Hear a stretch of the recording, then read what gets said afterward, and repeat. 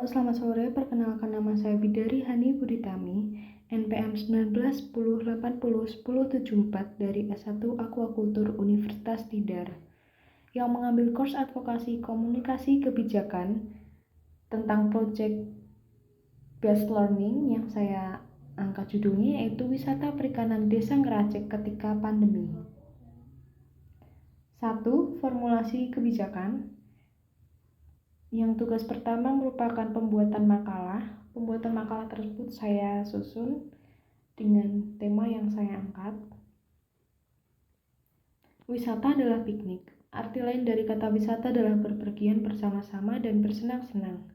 Banyak sekali tempat wisata di Indonesia, salah satunya pada Ngeracek, Kabupaten Magelang. Terdapat berbagai macam destinasi wisata. Namun destinasi wisata yang sedang hits adalah wisata kuliner yang juga menonjolkan wisata alamnya dan menjadi tempat untuk berfoto-foto ria. Tempat wisata yang ramai akan pengunjung yaitu tempat wisata yang menyajikan sesuatu yang unik dan beda dari yang lain. Pada PJPL pertama, saya mengangkat judul mengenai desa wisata Ngeracek, terutama pada desa wisata perikanannya. Dan saya mengambil contoh adalah wisata kuliner yang banyak menyuguhkan wisata alam dan perikanannya. Saya mengambil salah satu contoh yaitu Soto Kopi Magelang. Pengunjung dapat berinteraksi langsung dengan hewan merupakan daya pikat tinggi bagi restoran atau tempat makan tersebut. Selain memiliki rasa yang enak, pengunjung dapat bersantai dan menikmati suasana yang ada. Salah satu tempat wisata kuliner di Ngeracek yang terkenal akan budidaya perikanannya yaitu Soto Kopi Magelang. Di rumah makan tersebut dapat dikatakan memiliki daya pikat yang memukau karena pengunjung dapat berinteraksi langsung dengan ikan yang berada di kolam sekitar meja pelanggan. Sebab bentuk dari meja pelanggan tersebut berada di tengah kolam dan air kolam cukup tinggi, maka pengunjung dapat memegang ikan-ikan kolam tersebut. Akan tetapi, pada tebar ikan tergolong tinggi, jadi kolam terlihat penuh ikan hias dan ikan konsumsi. Ikan yang terdapat pada soto kopi adalah ikan mas, ikan koi, ikan bawal, ikan patin, ikan gabus, dan masih banyak lagi. Rumah makan soto kopi Magelang menyajikan suasana yang sangat sejuk karena dipenuhi kolam dan banyak pepohonan yang rindang. Ngeracek, Kabupaten Magelang merupakan salah satu tempat yang terkenal akan budidaya perikanan dan pengolahan ikan. Maka tentu saja banyak rumah makan yang menciptakan suasana perikanan.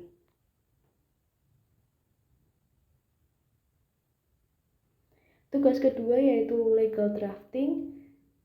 Saya membuat tugas ini berdasarkan undang-undang yang ada, yaitu Undang-Undang Pariwisata dan Desa.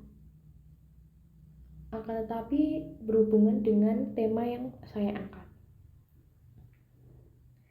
Peraturan desa diatur ke dalam Undang-Undang Nomor 6 Tahun 2014 tentang Desa dan Peraturan Pemerintah Nomor 43 Tahun 2014 tentang Peraturan Pelaksanaan Undang-Undang Nomor 6 Tahun 2014 tentang Desa. Isi dari Undang-Undang Nomor 6 Tahun 2014 yaitu desa adalah kesatuan masyarakat hukum yang memiliki batas wilayah yang berwenang untuk mengatur dan mengurus urusan pemerintahan, kepentingan masyarakat, hak asal-usul dan atau hak tradisional yang diakui dan dihormati dalam sistem pemerintahan negara Republik Indonesia. Desa telah banyak mengalami perubahan aturan tapi belum mewadai semuanya.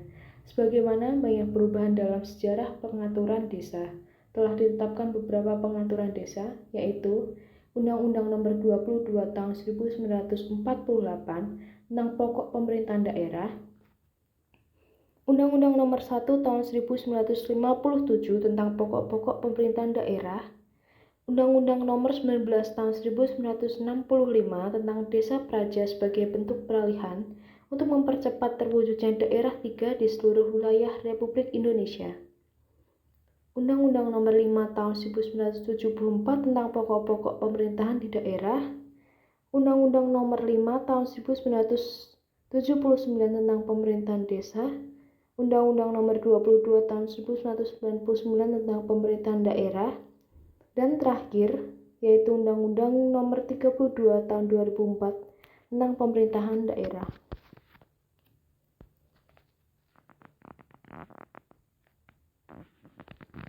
Namun, saat ini Indonesia sedang dihadapkan dengan situasi serius, yaitu pandemi COVID-19 yang berakibat pada pembatasan aktivitas masyarakat atau saat ini disebut dengan pemberlakuan pembatasan kegiatan masyarakat berbasis mikro atau PPKM yang telah diperpanjang hingga akhir bulan Agustus. Dan hingga saat ini pada bulan September PPKM masih berlangsung dan beberapa tempat wisata masih tutup. Namun, PPKM membuahkan hasil yaitu adanya penekanan angka COVID-19 di Indonesia.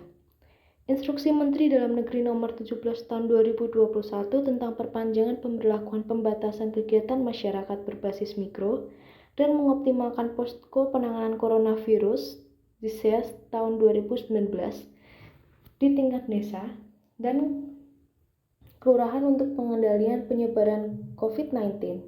Salah satu isi dari peraturan tersebut disebutkan bahwa pelaksanaan kegiatan seni, budaya, dan sosial kemasyarakatan seperti lokasi seni, budaya, dan sosial yang dapat menimbulkan keramaian dan kerumunan ditutup untuk sementara waktu sampai dengan wilayah dimaksud dinyatakan aman berdasarkan penetapan pemerintah daerah setempat. Maka, dapat disimpulkan bahwa desa dapat menjadi maju karena pemerintah mulai memperhatikan pemberian dana desa bersumber dari APBN, serta dapat menunjang pembangunan pariwisata. Perlu ditetapkannya desa wisata. Lalu pandemi COVID-19 menurunkan angka wisatawan dan pendapatan desa wisata tersebut. Saran untuk hal tersebut yaitu dibentuk desa wisata perikanan di Desa Ngeracik, Kabupaten Magelang. Pemasaran secara online dapat dilakukan dengan baik walaupun terjadi pandemi, dan ditetapkannya perundang-undangan yang mengatur desa wisata pada daerah Ngeracik. Pada tugas PJBL ketiga, mengenai sistem operasional prosedur atau SOP pengelolaan wisata yang berdasarkan undang-undang dan berkaitan dengan tema yang saya angkat. Poin A, pemeliharaan harian.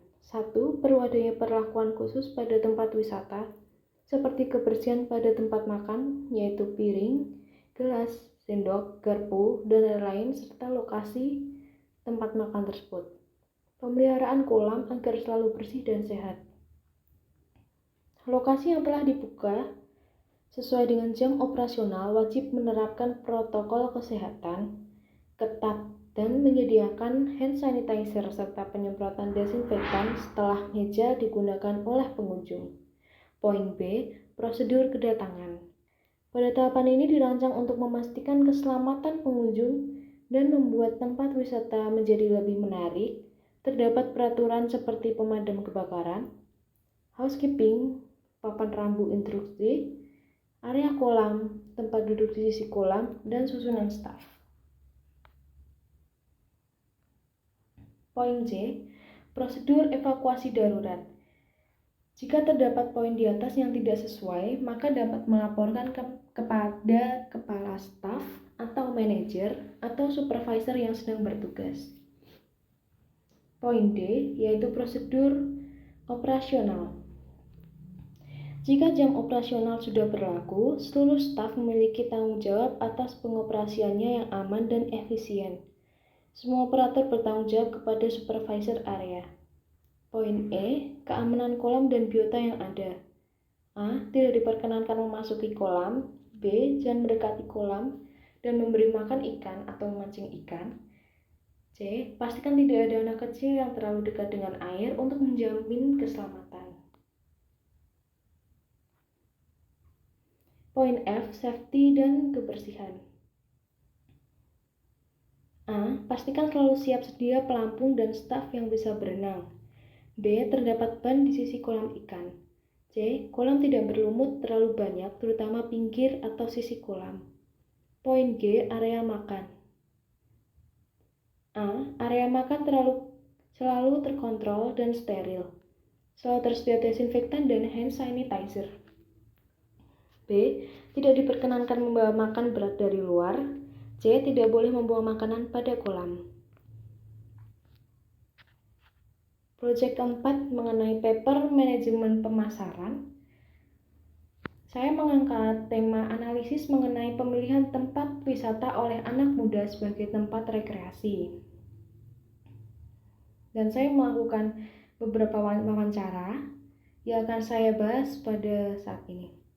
Unsur penting dari suatu objek yaitu daya tarik karena mengadakan perjalanan mengunjungi suatu tempat seperti memiliki hak unik atau khas, sebab ingin mengunjungi tempat wisata tersebut. Kedua, terdapat prasarana wisata seperti prasarana akomodasi yaitu fasilitas umum, seperti penginapan, makan, dan tempat minum. Jika tempat wisata tersebut menyediakan tempat istirahat yang nyaman, nilai estetika yang tinggi, serta hal penunjang baik lainnya, maka secara otomatis tempat tersebut menjadi terkenal. Lalu unsur mengenai sarana wisata seperti wahana, pilihan tempat, serta transportasi yang baik, maka akan memudahkan dan menarik wisatawan yang untuk berdatangan. Secara spesifik disebutkan bahwa daya tarik wisata alam merupakan segala sesuatu yang memiliki keunikan, keindahan, keaslian, dan nilai yang berupa keanekaragaman kekayaan alam yang menjadi sasaran atau tujuan kunjungan wisatawan. Upaya dalam memasarkan destinasi wisata yang telah tersedia di alam dapat dilakukan melalui branding dan promotion. Bagi daerah yang memiliki keunikan, dapat menciptakan keunikan tersebut menjadi ikon wisata pada daerah tersebut. Lalu, strategi lainnya adalah develop new attraction. Tempat wisata adalah tempat untuk melepas penat, menghabiskan waktu bersama-sama atau sendiri, dan sebagai tempat untuk rekreasi. Saat ini, banyak tempat wisata yang menyajikan berbagai pilihan seperti pemandangan alam, bangunan kuno, atau bangunan yang estetik, tempat instagramable, dan lain-lain. Setiap tempat wisata memiliki keunggulan atau ciri khas sendiri yang menjadi daya tarik untuk wisatawan agar berdatangan. Maka akan dilakukan survei dengan anak muda berumur 20-an mengenai hal tersebut. Setelah melakukan survei pada 4 orang mahasiswa dengan umur sekitar 20 tahun, dapat disimpulkan bahwa rata-rata memilih tempat wisata bernuansa alam, memiliki udara yang sejuk dan asri. Tidak hanya itu saja, kuliner dan penginapan menjadi alasan lain untuk memilih wisata tersebut. Sesuai dengan unsur dari objek wisata adalah daya tarik karena memiliki hal unik atau khas, serta terdapat prasarana wisata seperti prasarana akomodasi, yaitu fasilitas umum, penginapan, makan, dan minum. Jika tempat wisata tersebut menyediakan tempat istirahat yang nyaman dan nilai estetika yang tinggi, tentu saja tempat wisata tersebut sangat menarik perhatian wisatawan. Beberapa hal yang mendasar dianggap penting untuk diperhatikan karena hal ini mempengaruhi perkembangan dari objek wisata, seperti sarana dan prasarana penunjang kebutuhan berwisata, pengawasan terhadap pelaksanaan retribusi dari sektor pajak, dan diperlukan organisasi pariwisata yang meningkatkan pelayanan kepada wisatawan yang berkunjung pada peningkatan perjalanan wisata oleh wisatawan tersebut. Karena tidak dapat dipungkiri bahwa tempat wisata akan tetap menjadi pilihan ketika menghabiskan waktu dan berekreasi. Kedepannya, tempat wisata akan semakin maju, menarik, dan memiliki banyak pilihan, terutama tempat wisata dengan nuansa alam yang alami dan sejuk. Selain hal tersebut, tempat wisata yang baik akan menciptakan fasilitas umum yang menunjang, seperti penginapan dan transportasi, serta tempat tersebut mudah dijangkau oleh semua orang. Maka, tempat wisata yang menyukupi kebutuhan wisatawan, baik kebutuhan estetika, pemandangan alam, atau fasilitas dan pemasaran yang baik, akan menjadi tempat wisata yang sangat menjual dan menarik. PJPL kelima yaitu pembuatan SOP monitoring dan evaluasi. Pada tugas saat ini, saya membuat SOP monitoring dan evaluasi yang tentu saja berlandaskan undang-undang yang ditetapkan oleh pemerintah. Dapat kita lihat di sini bahwa beberapa beberapa peraturan yang saya buat.